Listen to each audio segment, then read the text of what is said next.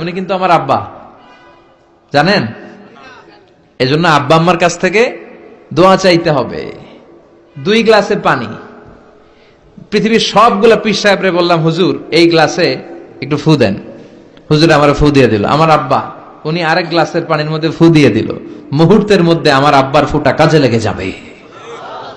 গোটা পৃথিবীর পীর সাহেব একদিকে, বাবা মার দোয়া আর ফু আরেকদিকে, ঠিক কি না? সূরাতুল ফাতিহার এক নাম হচ্ছে সূরাতুশ শিফা, আবার এই সূরার আরেক নাম হচ্ছে সাবউল মাসানি, নিত্য পাঠনীয় সপ্তবাক্য। রব্বুল আলামিন বলেন, ওয়ালাকাদ আতাইনাকা সাবআম মিনাল মাসানি ওয়াল কুরআনাল আযীম। ও নবী, আমি আপনাকে নিত্য পাঠনীয় 7টা বাক্য দান করেছি, সাথে সাথে কোরআনে আজিম দান করেছি। সুবহানাল্লাহ। নিত্য পাঠনীয় 7টা বাক্য, এমন 7টা বাক্য এই সূরাতুল ফাতিহা, যে 7টা বাক্য সব সময় পড়তে হয়। যারা প্রতিদিন নামাজ পড়ে, শুধু ফরজ নামাজ পড়ে, তার 17 বার পড়তে হয় এই সূরাটা। নামাজি লোক বয়স 50 বছর, তাহলে এই 50 বছরে সে যে কত লক্ষবার সূরা ফাতিহা পড়ছে ও নিজে জানে? সুবহানাল্লাহ কই? আল্লাহু আকবার। এমন সূরা যেটা প্রতিদিন পড়তে হয়। আবার বিশ্বনবী বললেন, লা তুহসা আজাইবুহু ওয়ালা তাবলা গরাইবুহু ফিহি মাসাবিহুল হুদা ওয়া মানারুল হিকমা। কোরআন এমন কিতাব, সূরাতুল ফাতিহা এমন সূরা, এই সূরার আশ্চর্যান্বিতার কোনো শেষ নাই।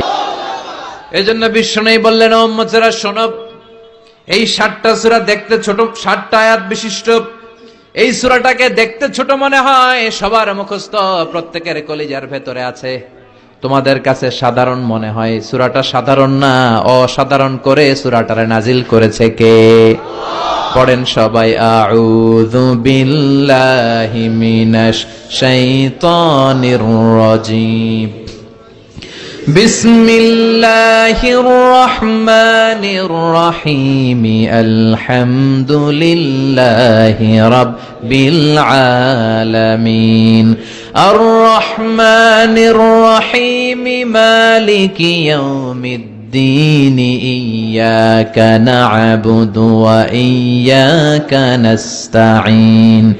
ইহদিনাস সিরাতাল মুস্তাকিম। সিরাতাল্লাযীনা আন'আমতা আলাইহিম গায়রিল মাগদুবি আলাইহিম ওয়ালাদ-দাল্লিন। চিল্লায়ে পড়েন আমিন। আরো জোরে আমিন। আপনাদের মনোযোগ আছে না গেছে? কষ্ট হচ্ছে? কি বলেন? আমার তো কষ্ট হচ্ছে। রাত বাজে 12টা 5, এখনো আপনাদের ধৈর্যচ্যুতি হয় নাই? কফি খেয়ে আসছেন বোধহয়। কি কফি খাইছেন বলেন? নেসক্যাফে, এসপ্রেসো, মোকা, লাটে, ওল্ড টাউন কফি, স্টারবাকস, এগুলো খেয়ে আসছেন? কষ্ট হচ্ছে না তো?